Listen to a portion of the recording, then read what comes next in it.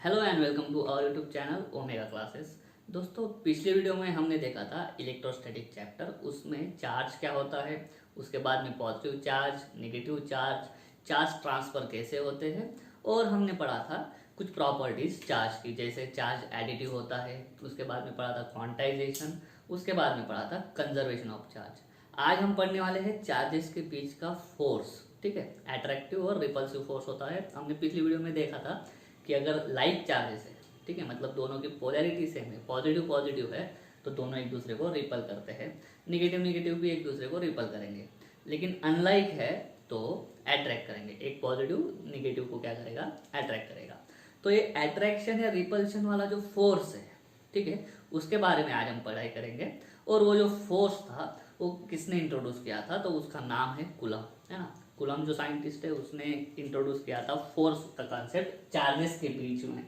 तो coulomb law क्या है, क्या बोलता है, फोर्सेस की वैल्यू क्या होती है, वो सारी चीज़ें आज हम पढ़ेंगे। तो चलिए वीडियो को स्टार्ट करते हैं। चलो, तो दोस्तों हमको इतना मालूम है कि लाइक चार्जेस जो है वो एक दूसरे को रिपेल करेंगे। ठीक है, लाइक चार्जेस एक दूसरे को रिपेल करेंगे, और अनलाइक जो है, अनलाइक चार्जेस एक दूसरे को अट्रैक्ट करेंगे। लेकिन ये रिपल्शन वाला या अट्रैक्शन वाला फोर्स कितना होता है, वो किस पे डिपेंड होता है, वो सारा जो बताया है वो कूलम ने बताया है। ठीक है, जैसे हमने ग्रेविटेशन चैप्टर में पढ़ा है, न्यूटन ने क्या बोला था, दो मासेस के बीच का फोर्स बताया था, उसको हमने बोल दिया था न्यूटन्स लॉ ऑफ ग्रेविटेशन। ये जो है इसको हम बोलेंगे Coulomb's law of electrostatic attraction और रिपल्शन, है ना। लेकिन इसको शॉर्ट में हम लिखते हैं सिर्फ कूलम्स लॉ।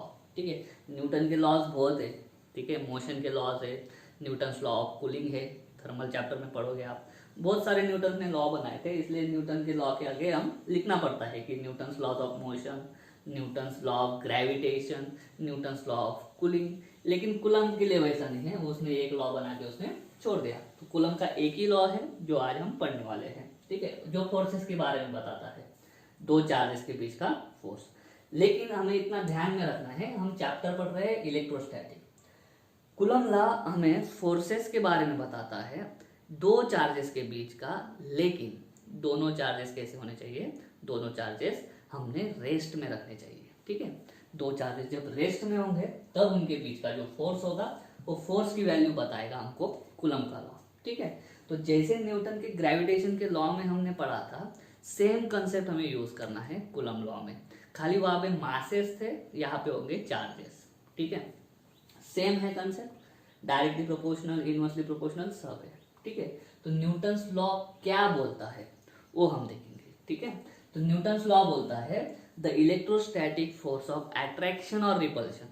ग्रेविटेशन क्या है, सिर्फ अट्रैक्शन वाला फोर्स है, ग्रेविटेशन में रिपल्शन नहीं होता है। लेकिन चार्जेस जो है उसमें रिपल्शन भी होता है, अट्रैक्शन भी होता है। तो हमको कूलम लॉ लिखते वक्त थोड़ा ध्यान देना होगा।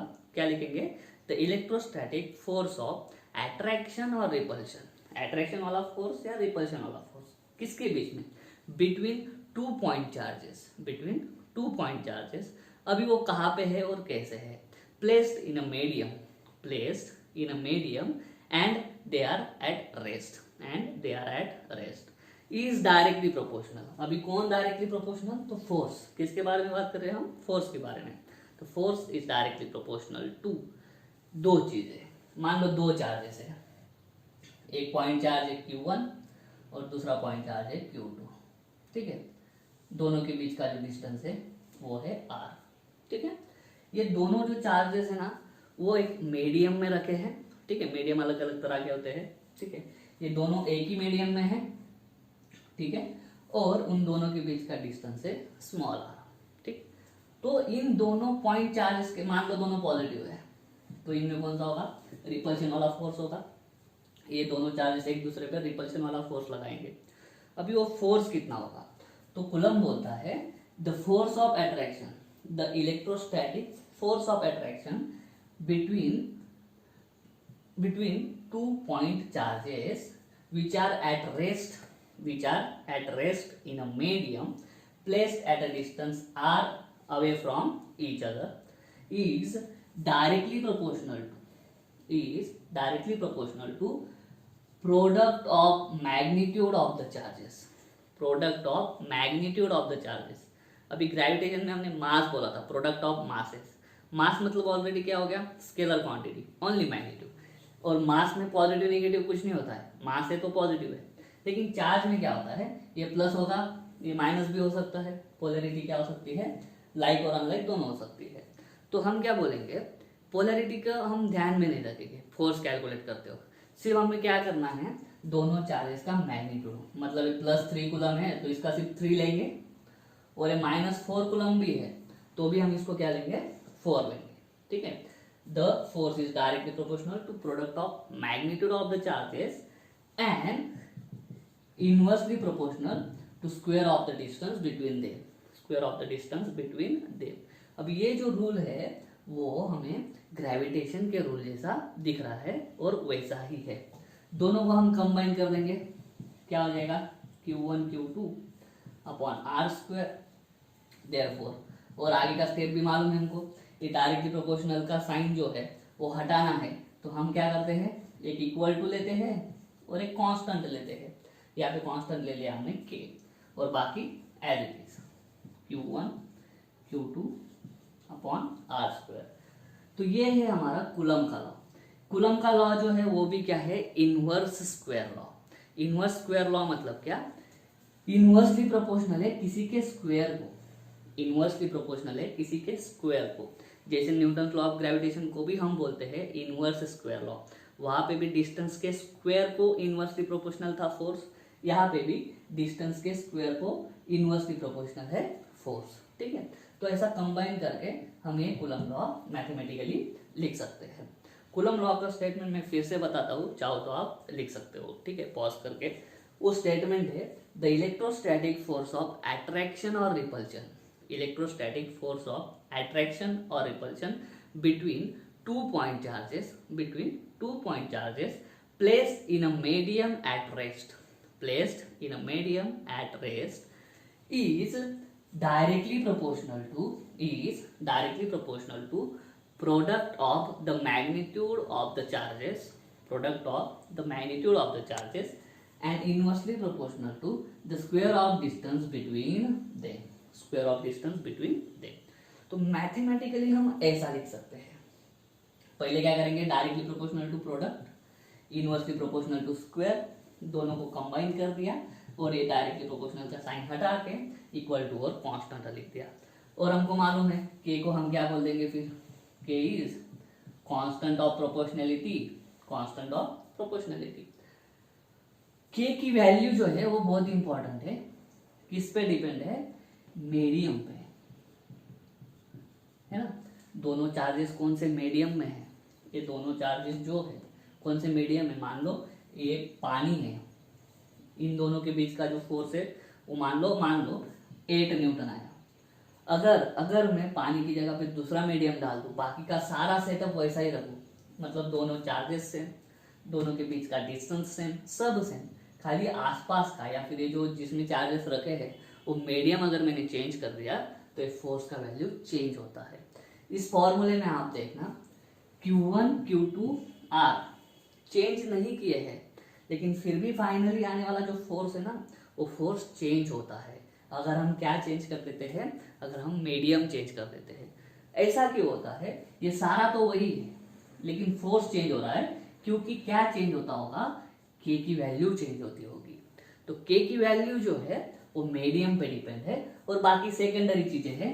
बाकी सेकेंडरी चीजें कौन सी हैं, system of units, system of units, मतलब फोर्स तुम किस में कैलकुलेट कर रहे हो, Q1 Q2 तुमको किस में दिए है, एक्चुअली चार्ज का जो यूनिट है वो क्या है, कूलम है। ठीक है, तो कूलम में दिया है, माइक्रो कूलम में दिया है, नैनो कूलम, पिको कूलम, किस में दिया है, उसके बेस पे के की वैल्यू चेंज हो सकती है। आर भी जो है डिस्टेंस है, किस में मेजर किया है, उसको मीटर में मेजर किया है या फिर सेंटीमीटर में या मिलीमीटर में मेजर किया है, उस पे के की वैल्यू हमारी डिपेंड करती है। तो के की वैल्यू दो चीजें पे डिपेंड है, सबसे मेन एक मीडियम और दूसरा है सिस्टम ऑफ यूनिट्स पे डिपेंड है। ठीक है, तो के क्या होगा, के की वैल्यू ये R² डिवाइड को है तो इधर मल्टीप्लाई को चला जाएगा, FR² और एक Q1 Q2। तो के का यूनिट क्या आएगा, के का यूनिट देखो, फोर्स का यूनिट न्यूटन, आर मतलब डिस्टेंस, डिस्टेंस मतलब मीटर, उसका स्क्वायर तो newton metre square, upon Q1 मतलब कूलम, Q2 मतलब coulomb, coulomb into coulomb, coulomb का स्क्वायर। तो K का यूनिट जो है वो है न्यूटन मीटर स्क्वायर पर कुलम स्क्वायर। यहाँ तक समझ में आ गया होगा। अभी मान लो कि मीडियम कौन सा है, मीडियम है वैक्यूम। वैक्यूम को और क्या बोलते हैं, और उसको बोलते हैं फ्री स्पेस। तो कुलम ने क्या किया, कुलम ने हमको है ना के की वैल्यू दे दी है, के की वैल्यू दे दी है किसके लिए, फ्री स्पेस के लिए। और के की वैल्यू जो है वो मैं बताता हूँ, वो है 9 इंटू 10⁹9, 9 इंटू 10⁹9, और यूनिट जो है न्यूटन मीटर स्क्वायर पर कूलम स्क्वायर। अभी थोड़ा ध्यान से इसको मैं बताता हूँ। ये जो फॉर्मूला है वो हम वापस लिखते हैं, के Q1 Q2 अपॉन R²। अभी जो कुलम है उसने बोला कि अगर ये दोनों चार्जेस जो है हमने फ्री स्पेस में रखा है या वैक्यूम, वैक्यूम मतलब नो मटेरियल, अगर ऐसा है तो उसमें के की वैल्यू होती है इतनी। लेकिन उससे भी पहले उसने बताया कि के की एक्चुअल वैल्यू होती है 1/4 pi epsilon Q1 Q2 upon R²। ये जो है ये है एप्सिलॉन, इसको बोलते हैं एप्सिलॉन। जैसे ओहम हो गया, अल्फा बीटा है ना, वैसा वाला ये जो है एप्सिलॉन। तो एप्सिलॉन का मतलब है permittivity of medium, permittivity of medium, या फिर और अच्छे से बोले जाए तो absolute permittivity of the medium. Absolute word लगेगा इसके आगे, लेकिन सिर्फ इतना भी बोला ना कि परमिटिविटी ऑफ मीडियम तो भी चलता है, ठीक है। अभी परमिटिविटी ये जो वर्ड है वो कौन से इससे लिया था, परमिशन वर्ड से लिया है, ठीक है। तो परमिटिविटी ऑफ द मीडियम जो है उस पे क्या डिपेंड करेगा, ये के की वैल्यू डिपेंड करेगी, है ना। बोला मैंने मीडियम, ठीक है। मीडियम की कैरेक्टरिस्टिक्स क्या है, मतलब मीडियम हम कैसे डिफाइन करेंगे, मीडियम अच्छा है, मीडियम बुरा है, उसके लिए एक पैरामीटर होता है, उसको बोलते हैं ये वाला permittivity of the medium. Permittivity पे के डिपेंड करेगा, ठीक है। ये देखो के क्या है हमारा 1/4 पाई एप्सिलॉन 0 डाल दिया मैंने के की जगह पे, K is equal to 1/4 pi epsilon. तो परमिटिविटी चेंज होगी ना तो के की वैल्यू चेंज होगी। अभी ध्यान से, परमिटिविटी अगर ज्यादा है, परमिटिविटी अगर ज्यादा है तो के की वैल्यू कम हो जाएगी। के की वैल्यू अगर कम हुई, ठीक है, के की वैल्यू अगर कम हुई तो फोर्स भी क्या हो जाएगा, कम। मतलब क्या, परमिटिविटी ज्यादा, फोर्स की वैल्यू क्या, कम। यहाँ पे सीधा अर्थ नहीं लगाना है। हम बोलेंगे कि परमिटिविटी ज्यादा है मतलब फोर्स भी ज्यादा, परमिशन अच्छी मिल गई, ज्यादा हो जाएगा दोनों के बीच का फोर्स, ऐसा नहीं है। परमिटिविटी अगर ज्यादा हुई तो फोर्स क्या हो जाएगा, कम, क्योंकि परमिटिविटी जो है ना वो नीचे है। परमिटिविटी क्या है, वो नीचे है। तो एप्सिलॉन जो है वो है परमिटिविटी किसका, मीडियम का। अभी मीडियम जाने दो, अगर हमारा फ्री स्पेस रहा, अगर हमारा क्या रहा, फ्री स्पेस, तो के की वैल्यू हो जाती है 1/4 पाई एप्सिलॉन 0। एप्सिलॉन के आगे छोटा सा 0 रख दिया मैंने, तो ये हो जाता है परमिटिविटी ऑफ फ्री स्पेस या फिर परमिटिविटी ऑफ वैक्यूम, ठीक है। ध्यान देना, एप्सिलॉन मतलब परमिटिविटी ऑफ मीडियम। मीडियम बहुत तरह के है, वाटर है, ग्लास है, बहुत सारा है ना। लेकिन फ्री स्पेस मतलब क्या, एक ही चीज, वैक्यूम, ठीक है। तो परमिटिविटी ऑफ वैक्यूम या फ्री स्पेस के लिए क्या है, एप्सिलॉन 0। और इस एप्सिलॉन 0 की वैल्यू है 8.852 इंटू 10⁻12। तो एप्सिलॉन कैसे निकलेगा, 1/, ये के नीचे चला जाएगा तो अलग हो जाएगा, कूलम स्क्वायर पर न्यूटन स्क्वायर, है ना, न्यूटन मीटर स्क्वायर। कैसे, ये देखो, ये के इज इक्वल टू क्या है 1/4 पाई एप्सिलॉन, ठीक है। तो एप्सिलॉन क्या हो जाएगा, एप्सिलॉन इज इक्वल टू 1/4 पाई के। तो के का जो यूनिट है के 1/, है ना, तो एप्सिलॉन का जो यूनिट है वो के का यूनिट का उल्टा होगा। तो के का यूनिट हमने यहाँ पे लिखा था, कहाँ पे गया, ये रहा, ठीक है। तो एप्सिलॉन का यूनिट क्या आ जाएगा, इसका उल्टा, मतलब कूलम स्क्वायर ऊपर जा जाएगा, न्यूटन मीटर स्क्वायर नीचे आ जाएगा, ठीक है। तो जो फोर्स है यहाँ पे, अगर वापस के की वैल्यू ये लाना है हमको, ठीक है, तो फोर्स क्या है हमारा 1/4 pi epsilon 0 Q1 Q2 upon R²। के की वैल्यू मैंने क्या बताई, 1/4 पाई एप्सिलॉन, है ना। ये किसने बता के रख दी, कूलम ने ही बता के रख दी। और उसने बोल दिया कि एप्सिलॉन जो है वो है परमिटिविटी ऑफ द मीडियम। और उसने बोला कि अगर मीडियम नहीं है, वैक्यूम है, फ्री स्पेस है, तो इस परमिटिविटी की वैल्यू भी उसने बता दी, वो कितनी है 8.852 इंटू 10⁻²। अगर k की वैल्यू डालने जाए हम यहाँ पे तो 4 पाई की वैल्यू भी हमको मालूम है, 4 एक नंबर है, पाई क्या है 3.14 समथिंग है आगे, और एप्सिलॉन 0 की वैल्यू ये है। तो 1 ये सब अगर हम कैलकुलेट करेंगे तो फाइनली हमको k की वैल्यू कितनी मिलती है 9 इंटू 10⁻⁹। हमें एप्सिलॉन 0 की वैल्यू रट्टा करने की जरूरत है नहीं, हमें सिर्फ और सिर्फ 1/4 पाई एप्सिलॉन 0 जो है ना इस पूरे की वैल्यू रट्टा करने की है, और पूरा वैल्यू कितना है 9 इंटू 10⁻⁹। ठीक है, ये वैल्यू याद रखना सिंपल है, ये वैल्यू रिलेटिवली थोड़ा डिफिकल्ट है। तो सिंपल तरीके से जाएंगे, सिर्फ एप्सिलॉन 0 की वैल्यू याद नहीं रखेंगे, पूरा 1/4 पाई एप्सिलॉन 0 की वैल्यू हम याद रखेंगे। ठीक है, और वो कितना होता है 9 इंटू 10⁻⁹। तो उम्मीद करता हूँ ये है हमारा कूलम लॉ समझ में आ गया होगा। क्या है, force is directly proportional to the product of magnitude of charges and inversely proportional to the square of distance between them. ठीक है, जो कांस्टेंट ऑफ प्रोपोर्शनलिटी होता है वो k होता है, k की वैल्यू होती है 1/4 पाई एप्सिलॉन। अगर फ्री स्पेस है तो एप्सिलॉन 0 और एप्सिलॉन 0 की वैल्यू ये है, उस तरह से k की वैल्यू आ जाती है 9 इंटू 10⁻⁹, है ना। तो वो वैल्यू डाल के फिर हम डायरेक्टली फोर्स कैलकुलेट कर सकते हैं, 9 into 10⁹ into Q1 Q2 upon r²। ये किसके लिए, ये सिर्फ फ्री स्पेस के लिए।